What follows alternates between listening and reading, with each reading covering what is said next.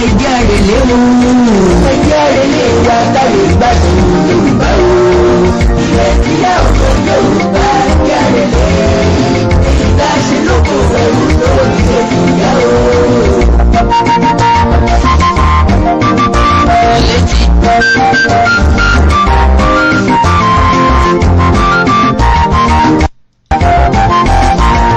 ilé tí yá ọmọ Yorùbá ẹjẹ́ àrèlé. ẹjẹ́ àti wọ́pọ̀ fífẹ́ ìdòdò ọ̀tá ìrọ̀rùn. tẹ́nítẹ́ní èkìsà lọ́la àtàn ẹlẹ́nu rírùn lọ́la mọ̀ọ́yá ẹ̀. bọ́ká bá ń lọ kájí sẹ́mi ń dáná ta ló máa dúró. onísúnjẹsọ ẹ̀ lọ́sẹ̀nú yánkanyánkan tó ń ti sún tẹnu ta ló ní. ẹ jẹ́ ká múra wa lọ́mọ. àwa la ní ẹnìkan kì í bá ní ìjà sógun ìyá ẹni. ìyá ìyàdòdò yìí. ẹjẹ́ àrèlé wa káyé gbádùn Yorùbá o. ẹjẹ́ àrèlé wa náà là ń wí o. òòrè ń báyìí. ilé la là ń lọ o. lórílé kò dé lódì òrìlé kò délé. oroko kò dóko oroko toko ìròkò dóko ìrókò so. ẹbí Yorùbá lọ wọ́n bọ̀ wọ́n ní gbogbo ọmọ tí àkàrà bá kó wọpo náà ní kó jáde. èsì àkínlódé tí àjọ DSS kó 12 lọ tá a rí 8 gbà tá a tún rí 2 gbà tó wá di 10 tí wọ́n wá ṣẹ́kù 2 kù sọ́dọ̀. kàdá alórọ̀rọ̀ lẹ́nu bíi títù àjọ.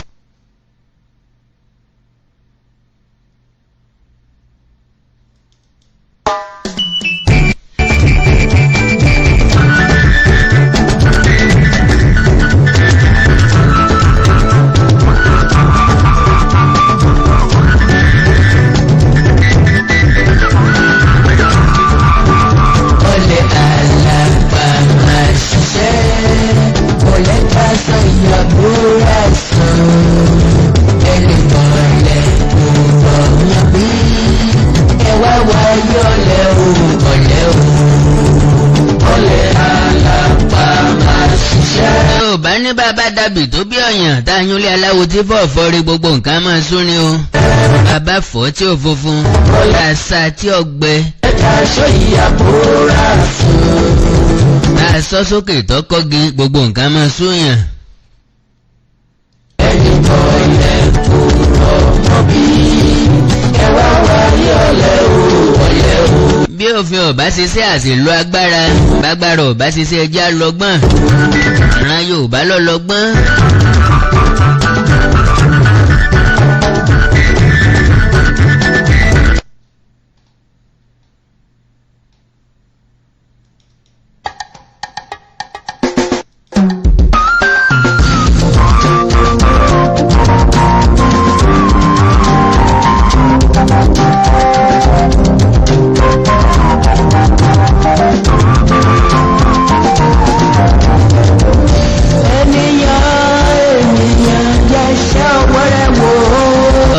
Ọba mi kì í ṣe bí ènìyàn ní ẹ̀bẹ̀. Ayé ní sọgbà dọ̀gbun igbá ọ̀gbun kankan ò sọ nínú oko. Yóò bẹ́ já bẹ̀ pẹ̀lẹ́ wá wò. Wọ́n ní bọ́bá roni lójú àbílẹ̀ léèrè. Ọ̀rọ̀ wo ní dùn ọ́ tó fi lọ fá? Ìfálàgọ̀ gbìtàn tí ń bẹ lótú fẹ̀. Ìfálàkọ́ni lọ́rùn bí iye kan ní. Mo kí gbogbo ọmọ Yorùbá kú dédé àkókò yìí. Ó kọ́ mi ò yí padà àkàndá ọ̀rọ̀ Awíkonko náà ni mò ń jẹ́ o. Àjàó Àrò Awíkonko asọ̀rọ̀ lójú ọlọ́rọ̀. Ẹ̀kẹ́ ni mi ò máa dúró fọ́ tilé. Òtítálé ni mi ò máa rẹrù má sọ. Ahéré ni mi ò máa yẹkóyẹkó ọ̀gẹ̀dẹ̀ ni mi ò máa yẹdòyẹdò. Ní tó ń fún pin bẹ́ẹ̀ gbọ̀n owó ni ìyá ọmọ yẹnuyẹnu. Ẹ mọ̀ wípé bí n bá ti níṣẹ́ pàtàkì tí mo fẹ́ wá jẹ́ fún yín náà ni mò ń wá sórí ẹ̀dùrà gbàgbé. Ìjẹta òde yìí náà ni mò ń sọ̀rọ̀ nípa wípé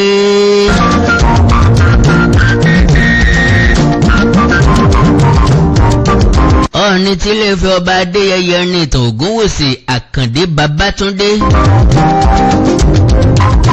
ó sọ̀rọ̀ nípa agitation àti àwọn agitators. Ó ní kí ìjọba àpapọ̀ kí wọ́n pè wá sí round table kí wọ́n bá wa dúnàdúrà. Kí wọ́n pẹ̀tù sí wa lọ́kàn kí wọ́n bá wa sọ̀rọ̀ bórílẹ̀-èdè yìí ó ṣe tẹ̀ síwájú ó ṣe é ṣe ká gbọ́ ká yí padà làwọn èèyàn kan tó mú kábíyèsí bú.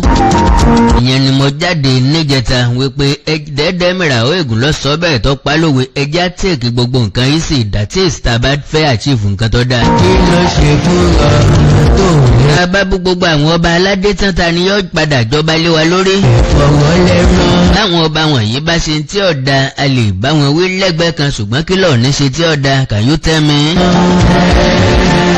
Ní ti ń bẹ lórí ọkàn tiẹ̀ òun náà ni wípé kọ́ ni ó dédé jáde kó pé mọ́ support Yorùbá nation. Ṣùgbọ́n tó bá tẹ̀yìn rẹ̀ yọ ìwọ ò ní dá sí èmi ò ní dá sí àmọ́ wò bọ̀ bí orí mọ̀ lónìí. Kí ló ṣe fún ọ tó ní ìfọwọ́lẹ́? Yorùbá sì ní ẹ̀bẹ̀ bálà ọ̀dí bàbá ọ láàrin ajìnnú àwọn bàbá yìí ọgbọ́n ni wọ́n fi ń ṣèlú Yorùbá ní. Ojú làgbà yá àgbà kan kì í yánu. Ọ̀gbọ́ ojú nìkọ́rọ̀ sí èwe kò nìkọ́rọ̀ sí àgbà. Àgbà tó bá kan lé tọkanú kò ní rèèyàn bá gbénu ilé ọ̀hún tọ́kàn. Tómi lọ sá. Ìdí ni wípé a kì í gbọ́ búburú lẹ́nu abọ́ rẹ̀. Tómi lọ sá. Bálọ́kan nínú àwọn bàbá yìí jáde ó sọ wípé Yorùbá nation now bẹ́mi ṣe ń wí tó ń dùn lẹ́nu mi bí wọ́n ṣe ń wí tí ń dùn lẹ́nu ẹ̀ ká lọ́ba aládé wa kan jáde bẹ́ẹ̀ wọ́n ti charge ẹ̀ fún treasonable felony. Pẹ̀lú sí. Tómi pé. Bá a ṣe ń wo lóye Sunday Adéyẹmọ Ìgbòho lókè réré iná láàmú wúru kábíyèsí bẹ́ẹ̀ lára àwọn aráàlú wọn mọ̀ pé kí lọ́kàn kí ló dé tí ń bá wọn dá sọ̀rọ̀ Yorùbá nation.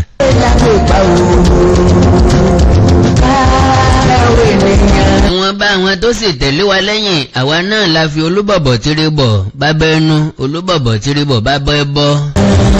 Ahọ́n tó korò jù tó sì tún dùn jù lára ẹran.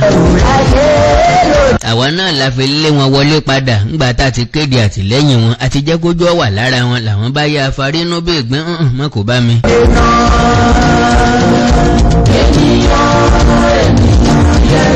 Níwọ̀n bá àgbà tí àwọn àgbà ti sọ wípé ọgbọ́n la fi pẹ́ mọ́ àyàgbàǹgbà la fi pé jọ pẹ̀lẹ́pòtò la fi roko ìdí ọ̀pẹ.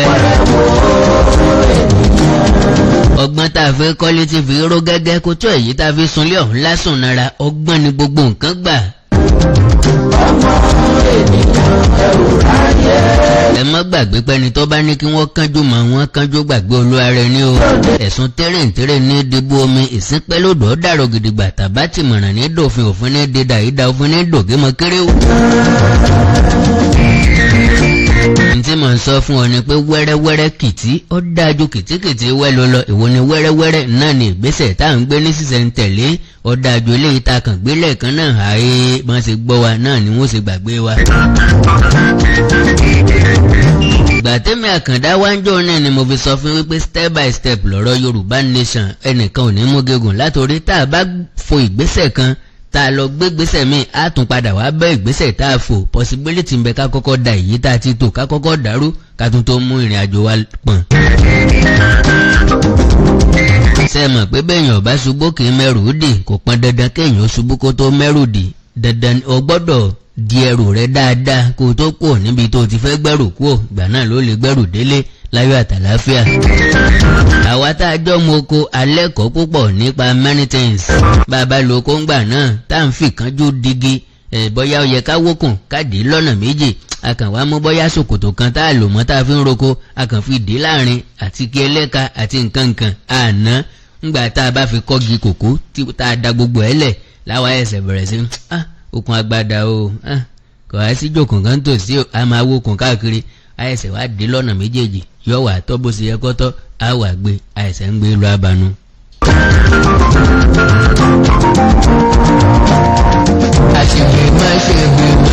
Wọ́n pé gbogbo àjọ tó nírònú gbogbo ọmọ Yorùbá jákèjádò àgbáńlá yìí pé jẹ́ ká ṣàkíyèsí àwọn nǹkan kan.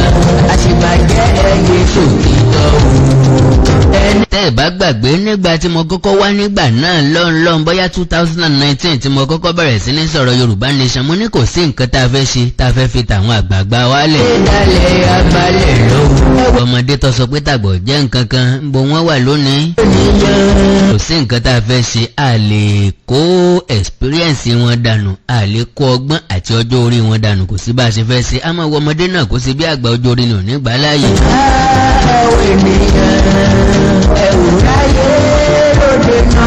àwa lè ṣàlàyé fún àwọn àgbà ohun tí àwa ń rí tí àwọn ò rí. ṣe mọ̀ wípé lóòótọ́ àgbàlagbà tó dùbúlẹ̀ ó ríranjọ ọmọdé tó gorí kòkó àwòsí lọ, ṣùgbọ́n ọmọdé ayé òde òní àwa náà rí àwọn nǹkan kan táwọn bàbá wa táwọn màmá wa ò rí.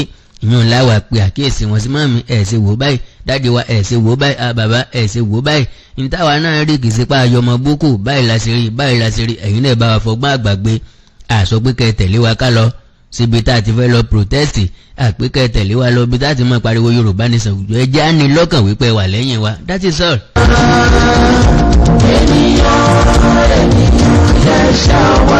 ńlẹ̀ mi àkàndá fi sọ́ngbà náà wípé ẹ̀gbẹ́ tẹ̀yìn ó fi sùn lálẹ́ èèyàn fi bó.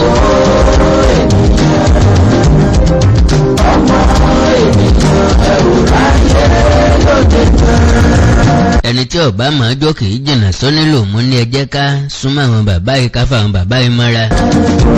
ọ̀pọ̀ èèyàn ló pariwo àwọn tó yẹ òye. àwọn tí ọmọ bí nǹkan ṣe ń lọ tí ọmọ bí tí nǹkan dorí kọ tó jẹ́ pé wọn ò rí já bí òrùlé ilé wọn nìkan lọ. àwa tá a wá rí kéékèèké tíntìntín kánkànkán píntín bẹ́ńtín la máa pe àkíyèsí pé ẹ wá ń bì báyìí náà ṣe é ṣe báyìí lèèyàn ṣe rìn tí fi gún régé téèyàn fi bọ́ sójú ọ̀nà gan téèyàn ò fi ní rìn nínú igbó téèyàn ò fi ní rọ́kọ. èèyàn tó dìde ara bàbá. náà ìjẹta ni mo wá láti wá sọ̀rọ̀ nípa Ooni of Ife. Òní náà ni mo rí lẹ́tà tí lọ́ọ̀yà àwọn detainees àwọn èèyàn wa tí ń bẹ nílùú Àbújá àwọn 12 tí àwọn DSS kó nílé olóyè Sunday Igboho ìyẹn lọ́ọ̀yà Pelumi Olajengbesi ló kọ lẹ́tà sí bàbá wa Ooni ti Ilé Ifẹ̀ His Imperial Majesty Ọba Adéyẹyè Àkàndé Babátúndé Ẹ̀rìntàn Ògúnwùsì Ọ̀jájá the second.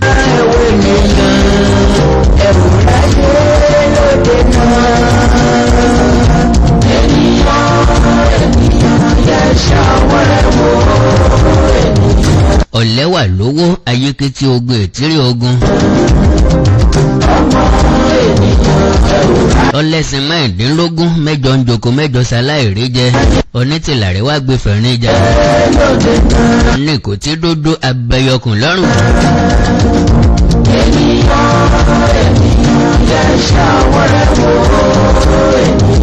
Ọ̀nìrìṣà Ọ̀ọ̀ni ti Ilé Ifẹ̀ olórí ládéládé olórí àwọn ọba ilẹ̀ Yorùbá gbogbo bàbá gbogbo wa. ọjọ́ orí kọ́ ni wọ́n fi tó ọjọ́ orí kọ́ ni wọ́n ń pè lágbàgàgà gúgú kọ́ látùpẹ́ ní ọba lépo ní tanná alẹ́. bá a ní nǹkan àgbà bí èwe làárí ọba tó fẹ́ ìrẹ́pọ̀ ọba tí ń wà àlàáfíà kò ní sọ̀rọ̀ á sì tún máa yọ̀rọ̀ nínú ẹ̀ bọ́ba sọ kékeré á sì sọ di ní ńlá mọ́ lọ́wọ́ pọ̀ still náà ẹ̀ní gbọ́ pínkín ẹ̀ní gbọ́ pín lẹ́nu Ọ̀ọ̀ni Ifẹ̀. n tó fi jẹ́ born leader náà nìyẹn aṣíwájú òkè ń sọ̀rọ̀ tán bẹ́ẹ̀ bú bẹ́ẹ̀ ta bẹ́ẹ̀ sọ nǹkan kan ẹ̀ní gbọ́ nǹkan kan lẹ́nu Ọ̀ọ̀ni ti Ilé Ifẹ̀.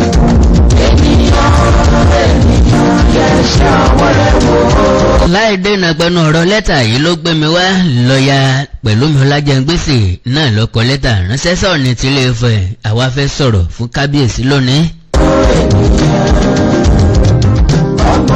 àkórí lẹ́tà ọ̀hún ló pè ní continuous unlawful and wicked detention of 2 of Igboho ADs by the State Security Service, a call for intervention.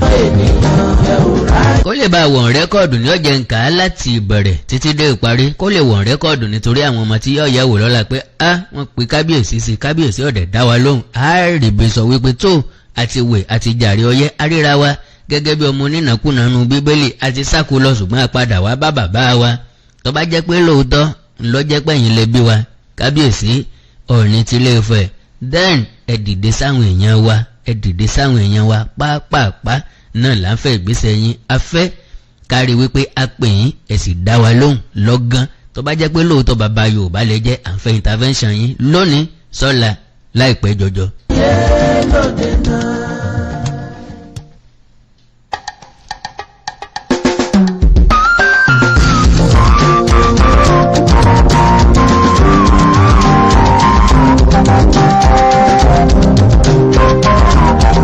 ẹ jẹ́ á jọ farabalẹ̀ ká jọ gbọ́ lẹ́tà ọ̀hún. I am writing this important letter to you to your Imperial Majesty in reverent acknowledgement of your capacity as a foremost monarch and the holder of the ancestral staff of the progenitor of the Yoruba race, a tribe whose members currently striving for redefinition have been held by the State Security Service, hereinafter referred to as SSS, under the most dehumanizing conditions and in blatant disregard of a court order granting them their freedom. Also, as one of the more frequent honored guests of the Villa, Nigeria's seat of power, where you command an uncommon audience, and as a point of contact to Yoruba leaders across the country, this latter has become necessary for justice to triumph over injustice. Sir, you may recall that on the 1st of July 2021, a combined team of SSS, also known as DSS, and military men raided the home of Chief Sunday Adeyemo aka Sunday Igboho, not finding him, destroyed his properties, looted his house, effected the unlawful arrest of 12 of his associates, and murdered 2 in cold blood. After concerted efforts by the detainees' legal team mandating the SSS to produce the detainees in court, the court in its wisdom and powers granted bail to all of the 12 detainees, pending the former institution of criminal prosecution against them by the State Security Service, and subsequently the court ordered that they should be released. However, to our consternation, the SSS reluctantly released a total of 10 out of 12 detained and denied 2, namely Lady K and Jamiu Noah Oyetunji, their freedom in arrogant disregard of the court order granting them bail on conditions that have since been met and perfected. Sir, the DSS refusal to respect an order of the court in this instance is made all the more ominous by the very present threat to the lives of the detainees, particularly Lady K, whose health has rapidly deteriorated and who has been held for a strong belief in the uniqueness of the Yoruba race and the need to legitimately secure the best possible outcome for its people. We are well advised of your strong socio-political campaign for the welfare and wellness of your people and your uncommon commitment to fair play, natural justice, and equity. Your ascension to the throne was greeted with expressions of hope and gratitude owing to your steadfast leadership style and reliability as king, father, and protector of your people. All of this will now be called to question if you remain silent in a crucial time like this without demanding to know the whereabouts of a Yoruba child or daughter, given the fact that they are now being held unlawfully and unjustly. It is therefore in your capacity as king, father, and protector that we made this differential request in the hopes that you may kindly stand in the gap for your subjects who have gained their freedoms on paper but continue to be incarcerated on a whim by State Security Service. If protecting your subjects is one of the essential powers of your office, we do make bold most respectfully to state that this is an opportune time to give impetus to your role as the leader of your people. We, therefore, call on you to speak to President Muhammadu Buhari to let your unlawful detained people go on behalf of the entire legal team. May we thank you for your time and consideration, even as we express the hope that our humble request is met with accelerated action in the interest of justice.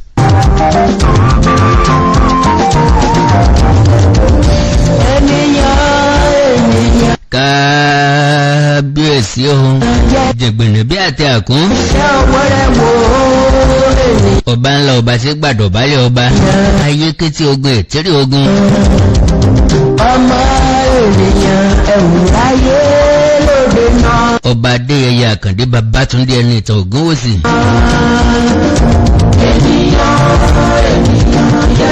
kábíyèsí ẹ̀yin àgbàlẹ́ ní ọmọdé peku ọ̀dàjẹ ọ̀pẹja ọ̀dàjẹ ọ̀pẹyẹ ọ̀dàjẹ ọ̀pọ̀ràn gòdògbò gbé wálé.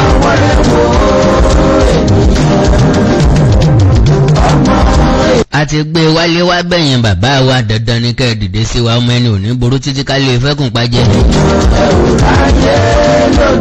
afẹ́kẹ́ dá sọ̀rọ̀ olóyè Sunday Adéyẹmọ Ìgbòho ká má wò ó níran, ká sì dá sọ̀rọ̀ Lédèké àti Jamiu tí wọ́n ń bẹ nílùú Àbújá. kábíyèsí afẹ́rí ipa yín láàrin ọjọ́ 2 sí 3 ká lè mọ̀ wípé gbìyànjú ẹ sapá tiyín lásìkò tiyín yóò wà nínú àkọọ́lẹ̀ ìtàn òsì ní gbàgbé yín. ẹ má wàá gbàgbé kábíyèsí pé bàbá bóníṣẹ́ ṣiṣẹ́ oníṣẹ́ òṣìṣẹ́ o, bá sì bóníṣẹ́ ṣiṣẹ́ oníṣẹ́ òṣìṣẹ́ bẹ́ẹ̀ dá sí àwọn èèyàn ó padà jáde tí kádàrá ò bá kọ̀. And again tí wọ́n bá padà jáde náà á padà sọ wípé kábíyèsí àmọ̀bẹ̀ ní sẹ́ńjò ní ẹ̀mọ̀ jẹ́ fún wa.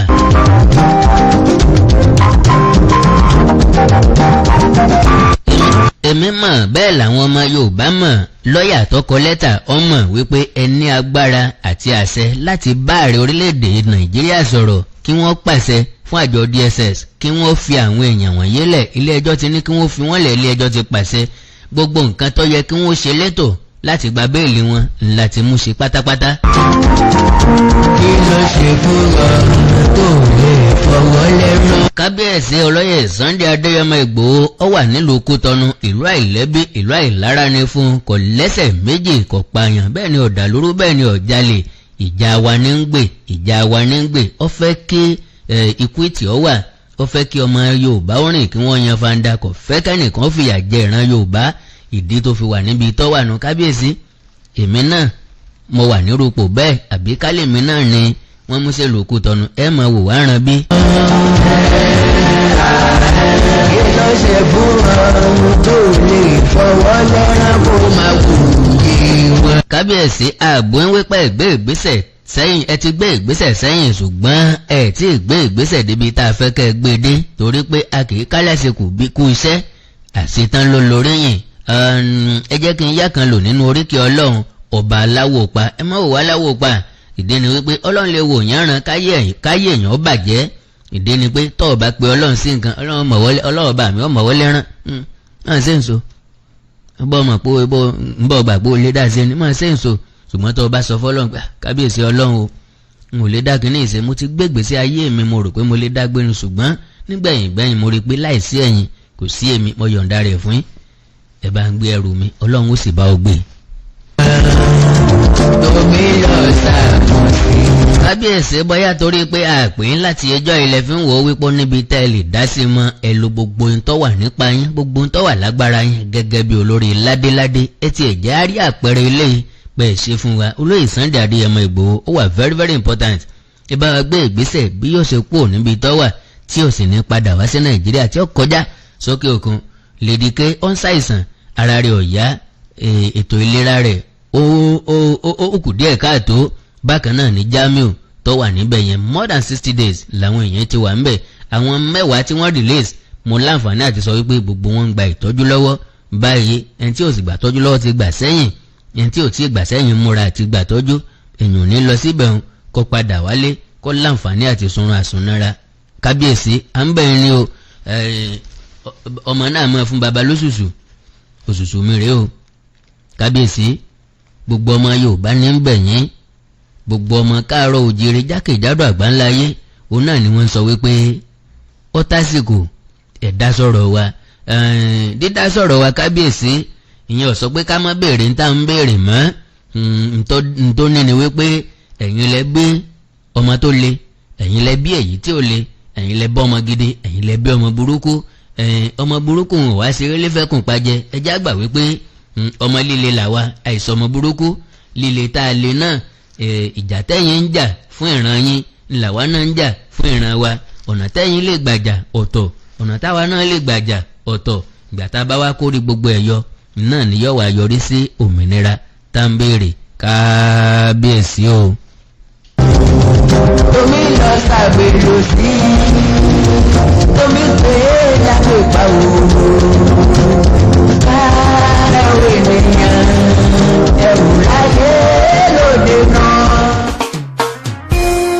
Solution Peace Properties in conjunction with Agri Investment Limited. Nigeria's foremost estate developer brings to you another irresistible once-in-a-season package at Bluestone Treasure Estate, Mowe. Full plot of land is at 5 million naira. Half plot at 3 million naira. 3-bedroom bungalow at 17.5 million naira. 3-bedroom executive on full plot at 20 million naira. While 4-bedroom duplex is at 40 million naira. Treasure Island Estate, Mowe of Father offers commercial plot at 2.5 million naira, full plot at 2 million naira, and half plot at 1 million naira. The same package offers 2-bedroom bungalow at 7.5 million naira, 3-bedroom bungalow at 10.5 million naira, and 4-bedroom duplex at 35 million naira. Treasure Island Estate Phase 2, Mowe of Father offers commercial plot at 1.5 million naira, full plot at 1 million naira, and half plot at 500,000 naira. Treasure Island Estate Akodo offers full plot at 5 million naira, half plot at 3 million naira, 3-bedroom bungalow at 17.5 million naira, and 4-bedroom duplex at 30 million naira. Treasure Hilltop Estate Alagbado offers full plot at 8 million naira, half plot at 4 million naira, 2-bedroom bungalow at 10 million naira, 3-bedroom bungalow carcass at 15 million naira, and 3-bedroom duplex carcass at 30 million naira. Please note that all our properties comes with C of O, and our instrumental payment plans span from 12 to 24 months. For further inquiry, Call Olushola 0803-940-6444,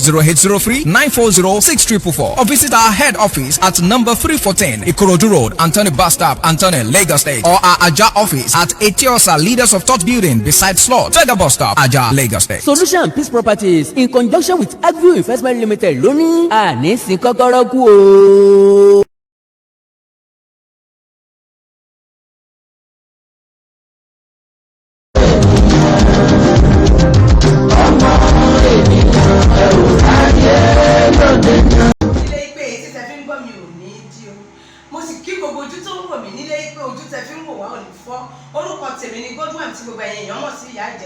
Gẹ́gẹ́ bí ìṣe wa ìgbé ìlera yín òun ló jẹ wá lógún, òun ló tún wá sí ojú ìwòran yín ní àsìkò yìí fún oríṣiríṣi ìṣòro tó lè máa dà wá láàmú. Iléeṣẹ́ Gómìnà Ìyá Ìjẹ̀bú jẹ́ iléeṣẹ́ tí ń fi ewé àti egbò gbé egbògi oríṣiríṣi jáde fún oríṣiríṣi àìsàn tó lè máa dà wá láàmú. Àwọn àìsàn tí wọ́n lè sọ pé àìsàn yìí kò sóògùn fún, agbára Ọlọ́run ká, Ọlọ́run tó dá wa òun ló dá ewé tó dá egbò tó sì ti fi àṣírí yẹn pamọ́ sọ́wọ́ àwọn tó fún ẹ̀bùn ní fún ilẹ̀ adúláwọ̀, ó dẹ̀ ti fún wa láti máa lò ó lè jẹ́ bó ṣe yẹ kó jẹ́. Àwọn ewé àtegbò yìí a ti wá gbé kalẹ̀ lọ́nà tìgbàlódé tó sì ń ṣe bẹbẹ lágọ̀ọ́ ara gẹ́gẹ́ bí ti àtijọ́. Irú àwọn nǹkan wo ni àwa máa ń gbé ṣe nílé iṣẹ́ Gómìnà Ìyá Ìjẹ̀bú? A lè mẹ́nu bà gbogbo ẹ̀tàn, ṣùgbọ́n máa bẹ̀rẹ̀ látòrí ìta ń pè ní hepatitis. Hepatitis jẹ́ òru inú ẹ̀dọ̀ tó bá ti ń ṣe ni ó lè jẹ́ kójú máa yẹ́lò, ó lè jẹ́ kítọ̀ máa yẹ́lò, ó lè máa fà kínú máa wú, kínú máa dùn ni. Àìsàn tó ń pè ní hepatitis ni òru inú ẹ̀dọ̀ ni. Wọ́n á dẹ̀ ti wá sọ pé àkò lóògùn ẹni tó bá ti ń ṣe ó máa lògùn títí láéláé. Rárá o, ewé àti egbò wà láti bá yín bójútó pẹ̀lú ògbọ́n Ọlọ́run tí hepatitis yẹn tá lọ sókun gbàgbé. Bákan náà ni àwọn tó ní arthritis, ìrora ríkèríkè, ẹ rí i pé gbogbo ìgbà ni mo máa ń mẹ́nu bà nítorí pé ìṣòro tó wọ́pọ̀ láàrin àwọn èèyàn ni tí wọ́n sì ti gbàgbé pé tí wọ́n gbà rí pé tó bá ti ń ṣèyàn ó ti parí nìyẹn. Rárá o, kò parí.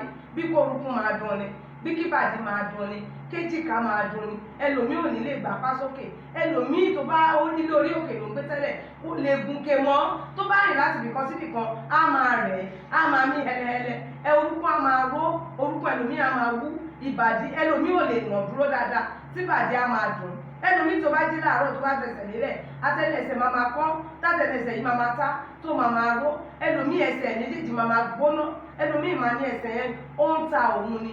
Oríṣiríṣi ìṣòro ló lè wà. Ó ṣeéṣe kó jẹ́ rheumatoid arthritis lónìí, ó ṣeéṣe kó jẹ́ osteoarthritis lónìí, ó dẹ̀ ṣeéṣe kó jẹ́ gout nìwọ̀n ní tiẹ̀. Kàn sí iléeṣẹ́ Gómìnà Ìyá Ìjẹ̀bú tàbí kẹ́ pè mí sórí ẹ̀rọ ìbánisọ̀rọ̀ mi pẹ̀lú ògo Ọlọ́run ẹ̀ tún rí bákan náà mọ́. Gbogbo àwọn oríṣiríṣi ibi ni iléeṣẹ́ Gómìnà Ìyá Ìjẹ̀bú fi kalẹ̀ sí nílẹ̀ Yorùbá, torí ẹ̀tẹ̀ bá ti pè mí á máa júwe ibi tá a bá wà fún yín.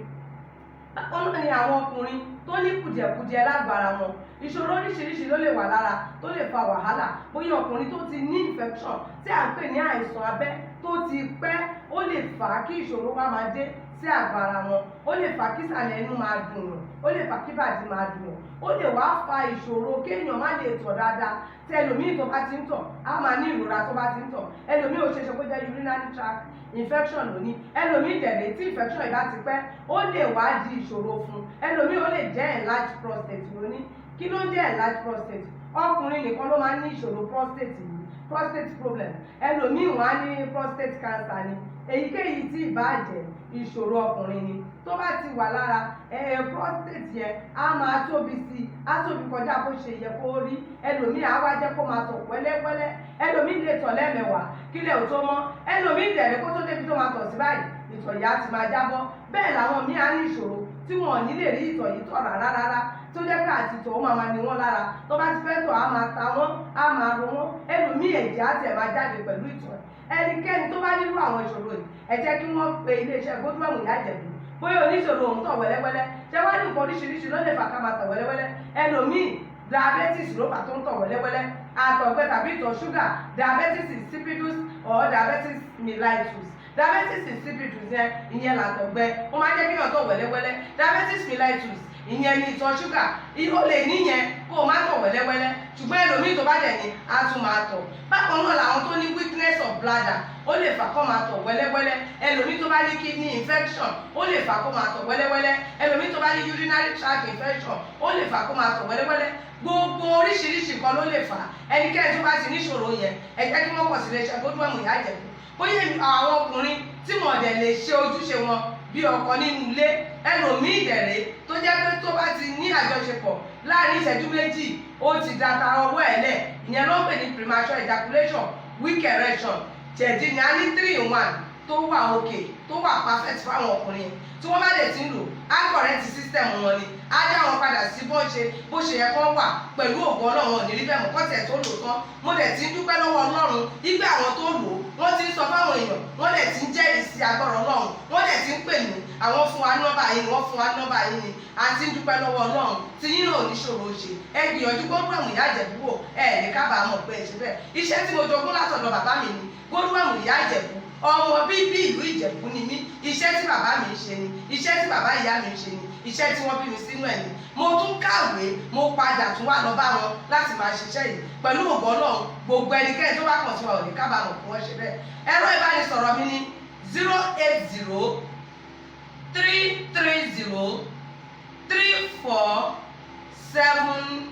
080-330-34777 080-330-34777 tàbí 090-60-70-80-29 090-60-70-80-29. Kó wá sí ibi tẹ́ wà tí egbògi Ìyá Ìjẹ̀bú òdì.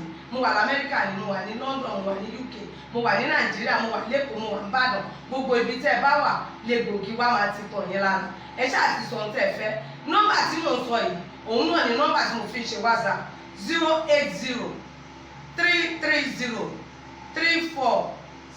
080-330-34777 080-330-34777.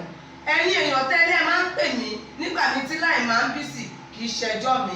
Ìgbà míì láì máa ń bísí, ìgbà míì ìdẹ̀lẹ̀ nẹ́tíwọ̀kì ìlú wa yìí ó máa ń rí bákan, ó lè máa ríǹgì lọ́dọ̀ yín kó má ríǹgì dé ọ̀dọ̀ ti tèmi. Tẹ́ bá ti ń fi voice note lẹ̀ èmi ó pè yín, á jọ jíròrò lórí ẹ̀, á jẹ́ ìyanjú ẹ̀ pẹ̀lú ògo Ọlọ́run, kò ní rí bákan náà. Ẹ ṣáà má ṣe gbàgbé ẹ pé iléeṣẹ́ Godwin sórí ẹ̀rọ ìbánisọ̀rọ̀ tí ń ṣe 080-330-34777. Àjíǹdàrà ó máa jẹ́ o, a ò ní fàìsàn ló ń bá. Iléeṣẹ́ Godwin ló sọ pé àlàáfíà lójú o.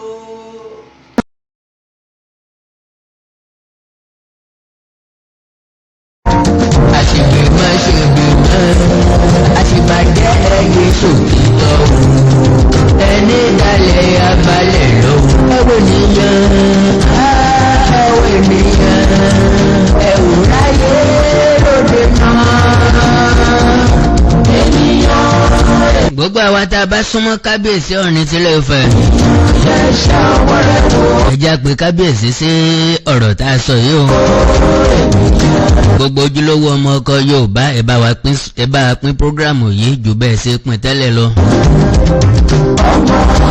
ẹ mọ bí tẹ́ ti mọ́ àmẹ́sì mi ni wípé ẹ kì í dúró kásẹ̀sẹ̀ máa sọ wípé ẹ bá wa pín o ẹ bá wa sí ààrẹ o ẹ̀ ń ṣe ní tilẹ̀ ń tọ́lọ́hùn.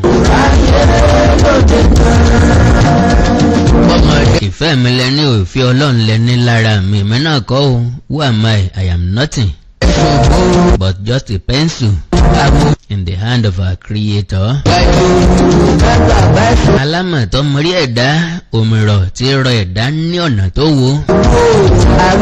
Ọlọ́run ọba mi lálágbẹ̀dẹ tọrọ wá tọmọ wá bá a ṣe wà yìí àlágbára kankan lórí ẹ̀mí àti ara wa. ẹni ó kúrú yóò gbà bẹ́ẹ̀ ni ẹni tó ga yóò gbà bẹ́ẹ̀ ni èèyàn tó sanra yóò gbà bẹ́ẹ̀ ni lèpa sáńdì yóò gbà bẹ́ẹ̀ ni o. arábà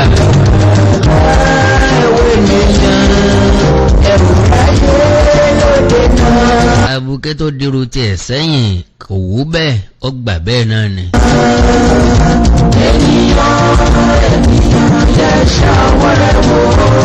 Once again, Your Imperial Majesty, Ooni Ọba Adéyẹyẹ Nìtàn Ògúnwùsì.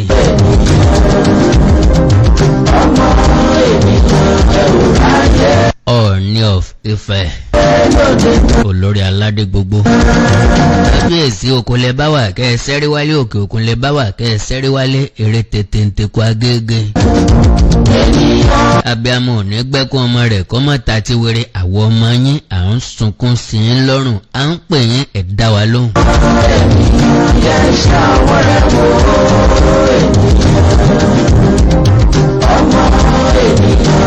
Àwọn èèyàn kan ní bóyá torí pa ti sọ̀rọ̀ sí sẹ́yìn mọ́ wá ní àìmọye ọ̀rọ̀ lọ́mọ sọ ọ́ sí bàbá òfin sosùn yóò ìkinra náà ni mọ́lẹ̀ ti dáríjìn wá ti pẹ́.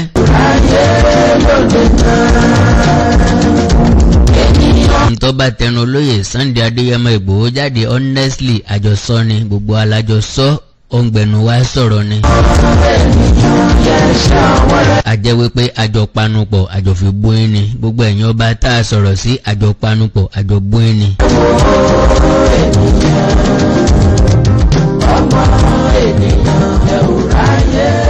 Àkàndá mo ní Sheikh Gumi àti Professor Usman Yusuf wọ́n lọ sí Lógbòó kí ni tí wọ́n sọ kí ni wọ́n bá lọ kí ni tí wọ́n bá bọ̀ kí ni tí wọ́n wá káàkiri kí ló sọnù lọ́wọ́ wọn tí wọ́n bá kiri.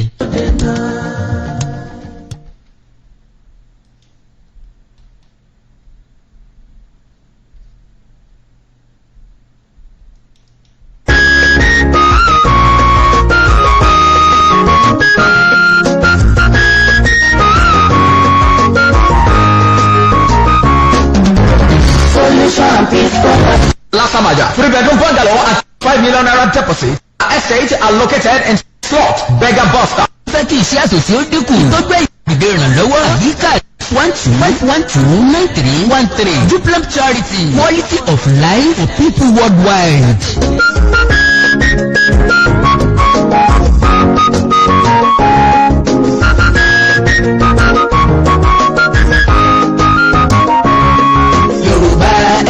Ká pamọ́pọ̀ ká má bà dẹ́rù ní.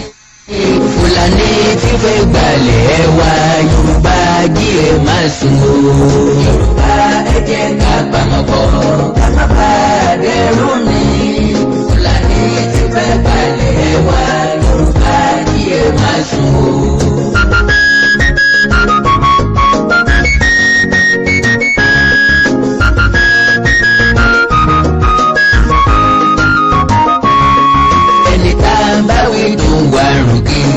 Bàbá rẹ̀ ní alágbára Yorùbá dìde kọ́mọ yé mọ́dé sóyà o.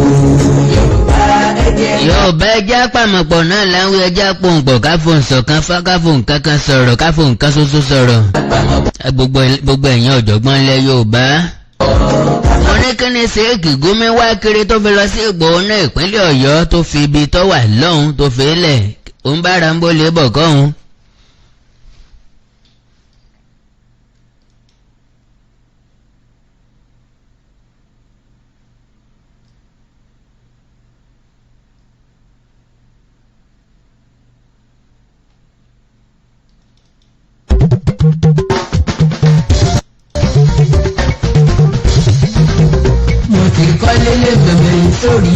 tàtàtàtàtàtà níbi títí tí gidi ayé kò lè dédédédédédé. ìgbà nànànànà lọ́kàn mi yóò bá lẹ́lẹ́lẹ́lẹ́lẹ́.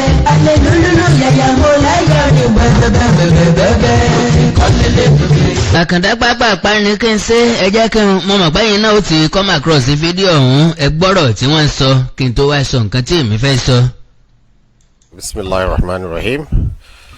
Today we have visited this town, Igboho, which found is a Muslim community, and we can see some cattle grazing in their courtyard.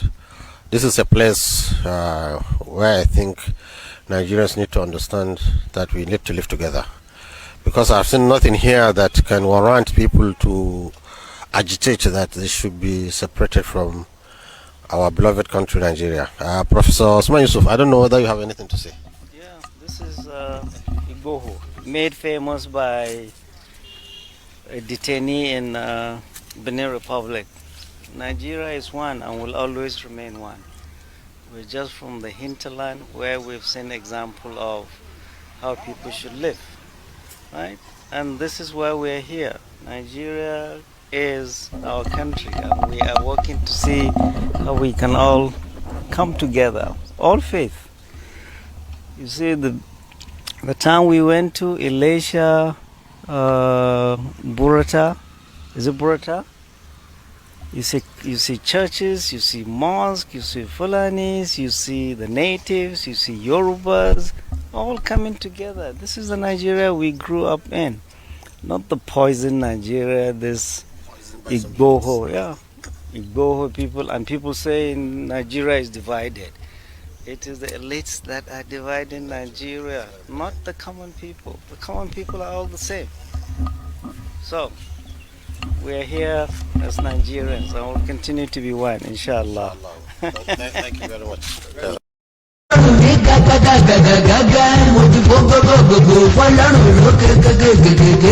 Ṣéèkì gómìnà lẹ ti rí wọn. Àti Professor Usman Yusuf, àwọn òpònú ayérada kò ní sẹ́ ìjòkó tí fẹsẹ̀ rògbòrò lálùpọ̀n. Kí ni wọ́n ń wá ká, kí ni wọ́n ń wá kiri, kí ni tí wọ́n fẹ́ mú tí wọ́n rẹ́rìn àṣàṣàmọ̀ sí bí ẹni ọkọ̀ jálẹ̀. Ẹni ó bá rí wọn yóò rò wípé àlàáfíà ni wọ́n wá wọn ò wá àlàáfíà kankan wá. Ọkàn mi ń sọ fún mi wípé wọ́n ti bẹ̀rẹ̀ ilé olóyè Sunday Adéyẹmọ Ìgbòho nílùú Ìgbòho ń bẹ̀ yẹn á dẹ̀ ti rí lára àwọn aláìní làákàyè tí ó ti jó ilé ẹ̀ fún wọn. Ṣé mọ̀ pé mi Àkàndá sọ́njọ́ náà wípé báwọn ará òkè ọya bá fẹ́ penetrate wa wọ́n ó lo ẹ̀sìn láti wọlé sí wa lára. Wọ́n dẹ́lu Ìgbòho, everybody lọ́mọ̀ wọ́n wípé wọ́n láǹfààní àti negotiate wọlé tọ Boko Haram, wọlé tọ ISWAP, wọlé tọ àwọn ajínigbé. Ṣùgbọ́n wọn ò lè negotiate fún àlàáfíà ilẹ̀ Yorùbá, àlàáfíà orílẹ̀-èdè Nàìjíríà tí wọ́n ní àwọn ń proclaim. Ohun tí wọ́n ní tí wọ́n ń sọ lẹ́nu náà ni wípé Nigeria is not negotiable, ṣùgbọ́n wọn ò bá wa sọ ọ̀nà tí yóò fi tí òfin níwà negotiable. And again, àlàáfíà tí yóò dé bá wa, nǹkan ìdẹ̀rùn tí yóò wọ̀ ló wá, ọ̀nà tí àparò kan òfin ní gajù kejì lọ. Àwa sọ wípé mi ni Ṣéèkì Gúnmi kó tó di pé yóò lọ lóògbò kọ́kọ́kọ́ pé ààrẹ Muhammadu Buhari, Aisha Your Excellency, ọmọ tí ó wà ní Kútọ́nù ẹ declare rẹ̀ wípé kò lẹ́sẹ̀ kankan, ẹ sọ pé ẹ fílẹ̀ gbogbo nǹkan tí wọ́n bàjẹ́ nu ilé rẹ̀ ẹ sanwó ẹ̀, then ẹ wá pè wọ́n wá sí tébù pé ok ẹ̀yin ọmọ yìí tẹ́ ń jà fún ọ̀dà lóòótọ́, ṣùgbọ́n ìwà àpapọ̀ Nàìjíríà yóò dájú pé ká pín yẹlẹyẹlẹ lọ. Ẹ rí pé ọ̀bọ igi súnmọ́ igi ńlọ̀bọ fi ń yọ̀, ẹ jẹ́ àrọ̀gbọ̀kú léra wa, ẹ̀yin tẹ́ ń fẹ́ á ṣe, ẹ̀yin ọ̀dọ́ náà á involve yín nínú ìṣèjọba. Àwa ti ń dàgbà, àwa ti ń gbó lọ, á involve yín ntẹ́ bá fẹ́ kí ló ṣe fún yín, ntẹ́ bá fẹ́ gbé àwọn nǹkan àmúdẹ ìlú lọ́rùn tẹ́ fẹ́ kọ́ wà, á gbìyànjú láti máa ṣe ní sísẹ̀ntẹ̀lé. Ẹ̀rín àṣàṣàmọ̀sí làwọn òpònú ń rí bí ẹni ọkọ̀ jálẹ̀ o. Wọ́n ń sọ wípé wọn ò ní pẹ́ Nàìjíríà, kò sẹ́ni tí yóò yà kúrò lára Nàìjíríà bí ẹni páwọn ni wọ́n ní kádàrá wa. Wọ́n ti gbàgbé pé ọmọjá ti kúrò níye tó wà tẹ́lẹ̀, ejò ti wọ́ kúrò níbi tàná. sórí àpátátátátátáta. ṣùgbọ́n if care is not taken bíran Yorùbá ò bá fura ẹ̀sìn ni wọ́n gbà wọlé sí wa lára wọn ò ní máìndì láti lo ẹ̀sìn láti takò wá. Ibi tètè jìjì ayé kò lè dédédédédédé. Ìgbà nananana lọ́kàn kí ó bá lẹ́lẹ́lẹ́lẹ́lẹ́. kò sí ní tó boró ń bẹ̀ bí Sèékì gómìnà bó bá lọ rèé wo olóyè àti ẹ̀fẹ́ kọ́ lọ wo olóyè Sunday Ìgbòho ń bi tọ́ wà ṣùgbọ́n sòfà tó ti lọ sí lógbòó that means ọmọ ọmọ láti lọ ṣàbẹ̀wò síwúlò olóyè Sunday Adéyẹmọ Ìgbòho Sani then kí ni tó mú lọ́wọ́ lọ then kí ni positive nínú nǹkan tó lọ sí ń bẹ̀ torí ẹ̀ ló ṣe lọ ní ìjọba lọ́ràn lọ ní torí olóyè Sunday Ìgbòho ló fi lọ ní àlàáfíà ló bá lọ ní àbí ọ̀tẹ̀ àbí bí nǹkan ó ṣe bàjẹ́ sí náà ló bá lọ bó bá jẹ́ pé àlàáfíà ni àlàáfíà kankan ò sí níbi tá a ti láwọn méjì ní custody DSS tí Sheikh Gumi ò lè pariwo síta pé kí àjọ DSS ó fi wọ́n lẹ̀ àlàáfíà kankan ò lè sí ń gbà tó lóye Sunday Adéyẹmọ Ìgbòho wà níbi tọ́wà ń tí ò lè sọ wípé ok ààrẹ ẹ sọ fún orílẹ̀-èdè Kútọ́nù pé ọmọ wa náà ni ẹ pé kí wọ́n yọ̀ǹda ẹ pé kó máa lọ sí orílẹ̀-èdè tí ń lọ ná kó rè ìsinmi létà káwá pè wálé pé ok afẹ́sẹ̀ ìjíròrò pàtàkì lórí ọ̀rọ̀ tí ń bẹ ńlẹ̀ yìí kò jù bẹ́ẹ̀ lọ àlàáfíà nu lẹ́yìn ẹ̀ kò sí àlàáfíà kankan mọ́. Alelúlúlú yàyà mo láyọ̀ ní bẹ́ẹ̀bẹ́ẹ̀bẹ́ẹ̀bẹ́ẹ̀. rere tí mo rí wọn rí pé wọ́n wá ṣe yẹ̀yẹ́ ni kò sí nǹkan méjì rí pé wọ́n wá ṣe yẹ̀yẹ́ ni àlàáfíà kọ́ ni wọ́n wá ṣùgbọ́n tọ́jẹ́dùn ọkàn náà ni wípé àwọn ọmọ ìyá wa náà ni wọ́n wẹ́kọ̀ mú wọn nǹkan ẹyọ kan tí wọ́n rí ń bẹ̀ òun náà ni wípé ranches ti wà ní